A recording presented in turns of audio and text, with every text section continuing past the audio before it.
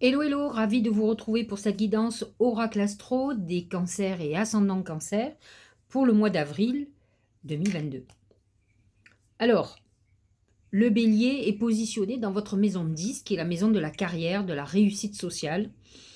Le soleil va illuminer cette maison, même si, vous le savez, vous n'êtes pas vraiment en harmonie avec le bélier, malgré tout, il va vous pousser à avancer professionnellement, à vous affirmer, à oser peut-être demander une augmentation, en tout cas à dépasser votre nature réservée. Vous serez peut-être dans une période où vous aurez besoin de vous affirmer, que l'on ait une certaine reconnaissance sur le travail fourni. Peut-être que jusqu'à présent, avez-vous été trop timide, ou n'avez-vous pas assez, comment dirais-je, réclamé, en tout cas, certainement ce qui vous est dû, puisque vous pouvez être de gros ou grosses travailleuses.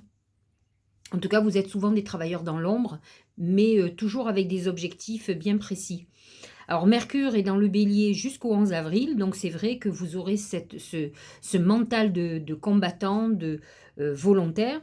Et ensuite, les planètes vont passer en Taureau, qui est un signe ami pour vous et qui est positionné dans votre maison 11. Comme je l'ai déjà expliqué, la maison 11 est une maison, celle de nos amis, de notre réseau. Alors aussi bien le réseau professionnel, réseau amitié, réseaux sociaux, donc l'internet par exemple, mais c'est aussi la maison, de celui ou celle qui va nous donner un coup de pouce professionnel, qui va appuyer notre candidature, qui va nous pistonner. Heu, il faut pas oublier que ça va être, des outils, très importants.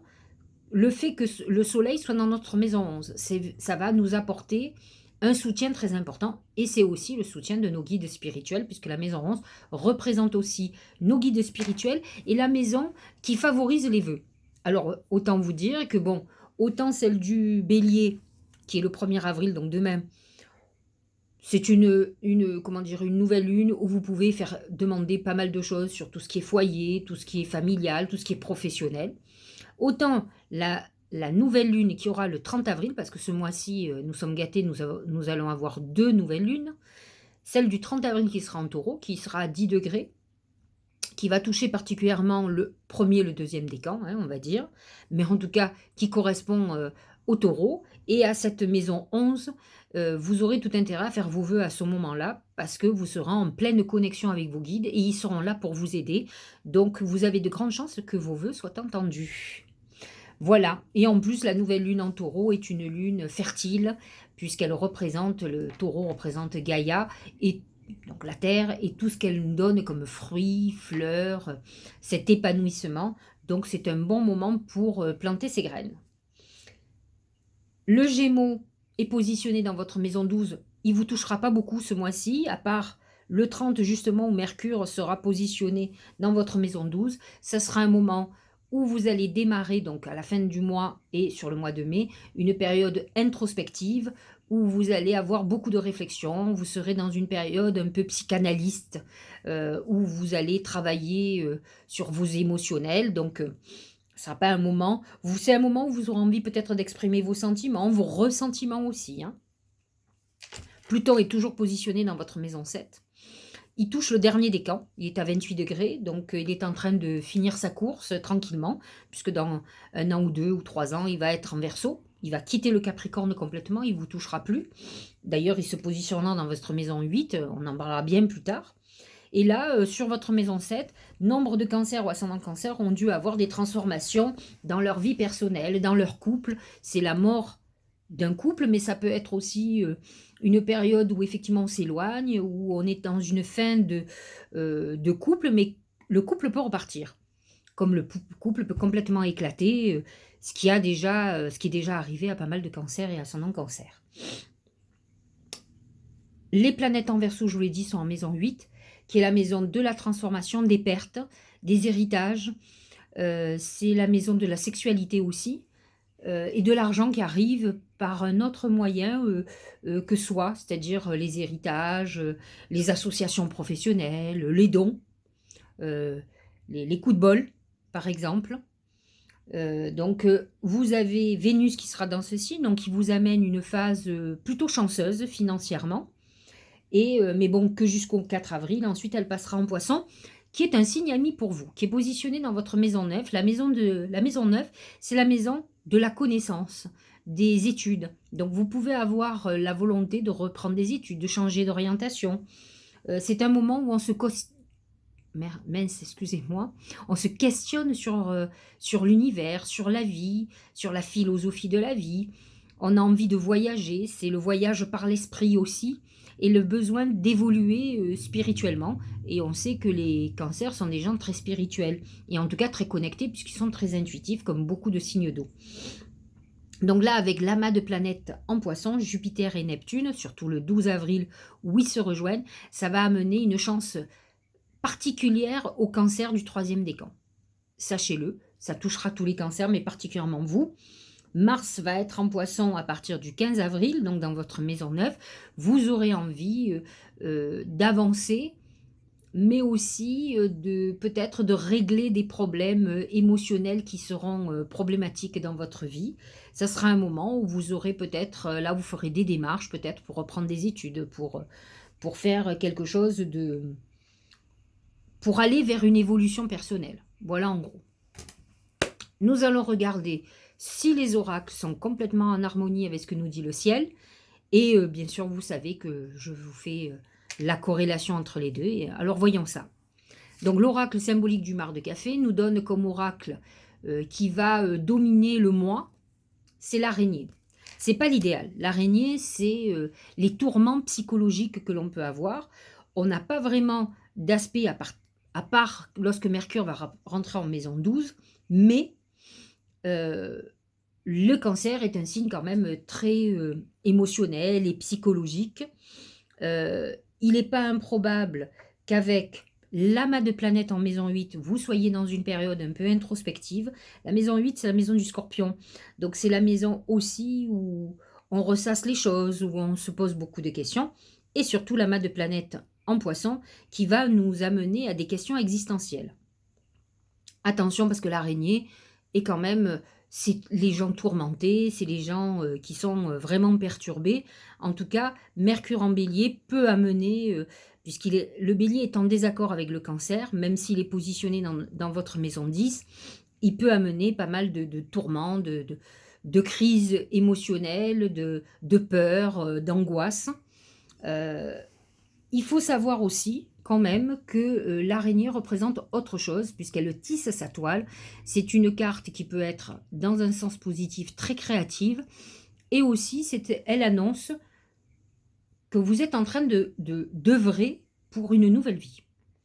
Alors, avec tout ce que ça comporte, effectivement, des passages où on est prêt à avancer. Lorsque, par exemple, les énergies sont en bélier, elles sont vivifiantes, elles nous portent vers l'avenir. Lorsque les planètes sont en taureau, elles sont très positives parce qu'elles ancrent nos projets. Mais lorsque Mercure va rentrer en Gémeaux, elle peut nous mettre beaucoup de doutes, elle peut nous faire ralentir la cadence parce qu'on a peur de l'avenir. Le cancer est un signe aussi peureux, donc il faut faire attention. Et avec Pluton qui est dans votre maison 7, qui est la maison du couple, vous avez pu être fragilisé par des bouleversements que vous n'avez pas souhaités et que vous avez subis. Alors, Uranus en taureau peut amener aussi ces événements soudains. Je vous l'ai dit, le taureau est dans votre maison 11, qui est une maison de protection. Uranus représente le ciel, représente les événements soudains, hein, c'est les éclairs du ciel, la foudre. Ça ne veut pas dire que vous allez aller vers quelque chose de négatif. Vous êtes plutôt protégé, donc ayez confiance. En fait, ce problème, c'est plutôt un manque de confiance en vous, en la destinée, un manque de foi. Celui qui croit en Dieu a une foi inébranlable et il a peur de rien parce qu'il se sait protégé et vous êtes très protégé. Alors, on va regarder les autres oracles. Pour le travail, on nous parle du dragon. C'est un moment, c'est l'inverse de vous. Le dragon, il représente beaucoup plus le Capricorne, il représente cette détermination, cette dureté, cette exigence, l'exigence de l'excellence. C'est du travail à haute dose, c'est-à-dire on travaille beaucoup. Et c'est vrai qu'avec le bélier dans votre maison 10, effectivement, on met toute la puissance dans l'activité professionnelle et surtout pour nourrir nos ambitions. On a besoin de s'élever, de réussir. Donc c'est vrai que le dragon montre à quel point on peut avoir une puissance dans le travail attention à l'épuisement et attention aussi, le dragon, c'est aussi l'autorité. Vous pouvez avoir un problème à un moment donné aussi avec l'autorité, avec un patron, avec une patronne, bien sûr, un associé ou une associée, avec Pluton en maison 7, a pu amener des bouleversements que vous désirez pour justement retrouver une autonomie ou retrouver, par exemple, votre indépendance, si vous n'êtes pas d'accord. Donc c'est vrai que, attention, c'est vrai que le cancer n'est pas un signe autoritaire et qu'il peut subir l'autorité quelle qu'elle soit, et ça peut être problématique. Dans tous les cas, le dragon, sachez-le, c'est le gardien du trésor. Donc, il n'annonce pas une problématique financière puisqu'il protège son argent. Donc, c'est vrai que le dragon est de bon augure pour vos finances malgré tout. Vous aurez peut-être la rigueur parce que les cancers sont très dépensiers, normalement. Moi, j'en connais que non, mais ils sont presque lions, donc les lions gèrent un peu mieux, on va dire. Mais le cancer est un peu près de ses sous. Et là, il représente complètement le dragon. Donc, ce sont rarement des gens qui se trouvent dans des galères, sauf s'ils ont des pulsions ou la fièvre acheteuse, mais qui viennent d'un problème, un désordre psychologique. Donc, voilà. Au niveau de l'amour, c'est le désert. Le désert, c'est, bah, ça veut dire ce que ça veut dire, hein. Ça veut dire frustration amoureuse, pas d'amour ou peu. Avec l'amas de planètes en maison 8, Vénus par exemple, vous pourriez avoir une relation, mais qui à mon sens est purement sexuelle, donc pas vraiment quelque chose sur lequel vous allez pouvoir vous projeter. Vous pouvez être dans une relation très karmique, quelqu'un que vous avez retrouvé de votre passé, de cette vie-là, mais ça peut être aussi une relation karmique passée de quelqu'un qu'on a connu dans une autre vie, qui peut être là pour se clôturer. Et là, Pluton prend tout son sens. Donc, ça peut être difficile, et donc c'est ce qui fait qu'on voit le désert, qui est aussi la période initiatique, l'épreuve pour nous faire grandir, pour nous libérer d'un karma qui peut être bloquant, qui nous empêche d'aller vers le bonheur ou trouver la bonne personne. Tant qu'on a des histoires karmiques à terminer, vous avez histoire karmique et histoire karmique. Vous avez la karmique, qui va vous faire évoluer, donc vous avez à clôturer et ça passe souvent par des souffrances. Et vous avez celui ou celle que vous retrouvez, votre âme sœur, qui est là pour finir votre vie ensemble. Donc c'est deux choses différentes. Là, on est plutôt dans l'épreuve avec le désert. On est dans la période initiatique ou dans le désert de Gobi total, c'est-à-dire personne dans notre vie, et dans la frustration amoureuse. C'est vrai que Vénus en maison 9 amène beaucoup plus une relation effectivement connectée, mais ça amène aussi le rêve dans l'amour qui manque de consistance.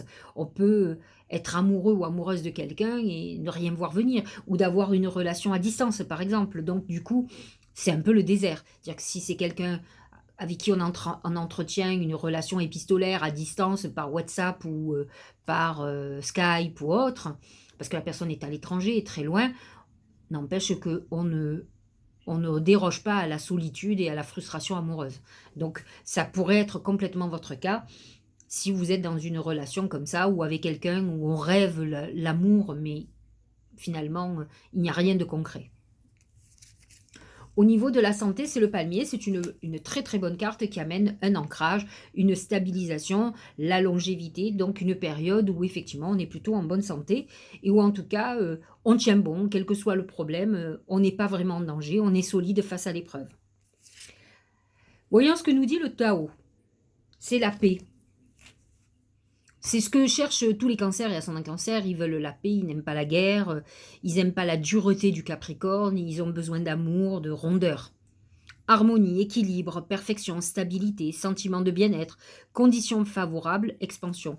Alors, ça s'adresse particulièrement aux cancers qui ont fait toute une évolution, qui, par exemple, font leur rituel de lune, qui, depuis quelque temps, font des purifications régulières, des purifications énergétiques, qui essayent de régler leurs problèmes émotionnels, qui vont voir peut-être un psy, un thérapeute ou une thérapeute, et qui se font aider, qui travaillent sur eux-mêmes pour se libérer de leur fragilité qui vient du passé.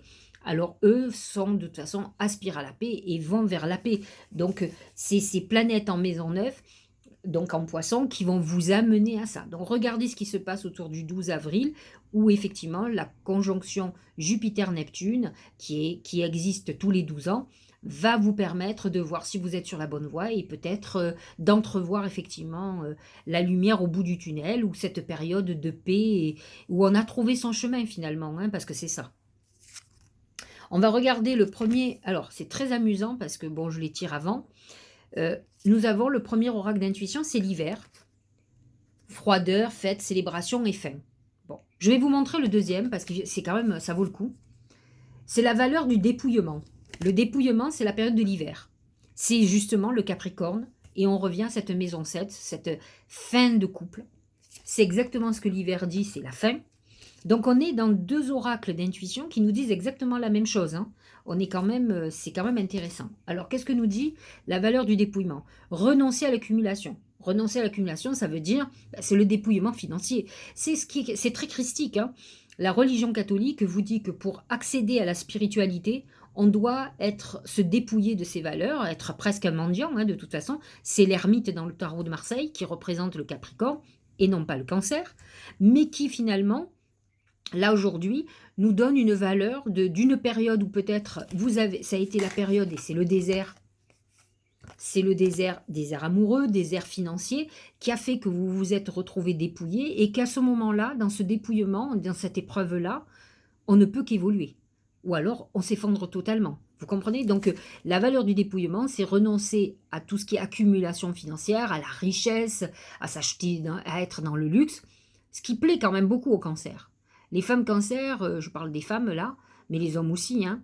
Alors, sont pas obligatoirement ont besoin de beaucoup de richesses, mais ce sont des gens qui sont. Il faut pas oublier que le cancer représente la nourriture. Il a besoin de se nourrir de pas mal de choses. Il a besoin aussi d'accumuler de l'argent, de se sentir dans un confort financier. C'est important. Les femmes cancer aiment qu'on s'occupe d'elles. Elles aimeraient bien trouver un chevalier servant qui travaille pour elles. Elles sont des princesses, donc la princesse, elle ne travaille pas. On la gâte, on lui offre beaucoup de choses, donc elles aiment ça. Donc c'est vrai que la valeur du dépouillement, ça peut être très douloureux pour ce genre de personnes, hein. Ça peut être valable pour les hommes aussi, et là ça peut être problématique. Alors qu'est-ce que nous dit l'oracle? Renoncer à l'accumulation, créer une immense place pour accueillir la joie et l'abondance. C'est pour accueillir surtout cette spiritualité. C'est peut-être petit peu le message de toutes les planètes en poisson qui sont dans votre maison neuve, qui vous dit de vous élever à la spiritualité et que si vous avez vécu quand même ce dépouillement il y a quelque temps et encore aujourd'hui, que ça soit un dépouillement sentimental, que ça soit un dépouillement professionnel ou financier, ce Pluton vous dit, et c'est ce dépouillement, vous dit mais aujourd'hui c'est la mort, c'est le désert, mais tu vas repartir, c'est le cycle de la vie ça, la mort et la résurrection. Donc c'est ce que nous dit, ça va accueillir, laisser la place pour accueillir la joie et l'abondance. À la fin, le tout, c'est de préparer le terrain, de ne pas le vivre comme une punition et de voir la leçon de vie que vous êtes en train de vivre. En tout cas, les deux oracles sont tout à fait d'accord. Donc, en fait, on a l'impression que vous venez de finir une époque d'épreuve où vous êtes en train de la clôturer. Vous y êtes peut-être encore aujourd'hui. Certains n'ont pas surmonté ça, ils sont plutôt, c'est l'araignée, ils sont plutôt dans la dépression et dans les tourments, ils ont l'impression qu'ils verront jamais le bout du tunnel. Et d'autres sont en train d'acquérir cette paix intérieure qui se dit de toute façon je ne peux pas aller plus bas et il faut que je comprenne ce que j'ai à comprendre de cette phase d'épreuve très importante qui est le dépouillement pour pouvoir avancer et repartir et pour ne plus vivre ça. C'est ça la leçon de vie et peut-être arriver à se détacher de certaines choses, que ça soit plus une priorité. Ça ne veut pas dire qu'on ne l'aura plus, ça veut dire qu'on n'est plus esclave de certaines choses, de l'argent par exemple, ou d'une histoire amoureuse destructrice. Peut-être est-ce pour ça que vous avez perdu. À vous de vous poser les bonnes questions. Alors, on va clôturer avec les messages de l'âme. Et le mot, c'est incarner sa réalité, son être. Alors, je vous le lis. Incarne et accepte pleinement qui tu es, le cœur de ton âme. Quand tu te laisses exister, vibrer et rayonner véritablement, c'est comme si tout prenait sa juste place. En fait, le secret, c'est d'être aligné. Aligné, ça veut dire quoi? C'est être en accord avec ce que l'on pense, avec ses valeurs. Tant que l'on fera les choses qu'on ne sera pas soi-même, vous sentez une résistance quand vous prenez une décision. Votre cœur dit non, et vous faites. Mais vous ne faites pas pour les bonnes raisons. Et finalement, vous vous rendrez compte qu'au bout du compte, ça va se retourner vers vous. Donc mieux vaut parfois être en accord, savoir dire non quand on ressent non, plutôt que de dire oui, par gentillesse ou par peur de déplaire, par peur de perdre, par histoire financière. C'est le prix à payer est beaucoup plus important, donc peut-être que avez-vous été en épreuve parce que vous avez, on va dire, péché par orgueil ou que vous n'avez pas su dire non et finalement, bah, vous avez payé très, très cher l'addition. Donc il est très important d'être en accord avec vous et de devenir ce que vous êtes. C'est très important d'être, en harmonie avec soi-même et avec ses pensées surtout. Voilà, bon, c'est encore pas trop jojo ce mois-ci, mais c'est chargé de messages, plein de sagesse. À vous de le repositionner dans votre vie. Comme vous le savez, si vous écoutez ma vidéo, c'est que, et que ça vous parle, c'est que nous sommes sur des vibrations similaires, que finalement mes guides bah, ont des choses à vous dire pour vous et que ça correspond à vous. D'autres, ça ne leur correspondront pas. Peut-être trouveront-ils leur bonheur avec quelqu'un d'autre sur les chaînes YouTube. En tout cas, si ce que je vous dis a une résonance, allez, il faut remonter les manches et il faut aller au travail. Il faut trouver la paix et l'harmonie en soi. Je vous dis à la fin du mois, pour parler du mois de mai. Je souhaite un très bon mois d'avril, une très bonne nouvelle lune. Et je vous dis bah, à la fin du mois.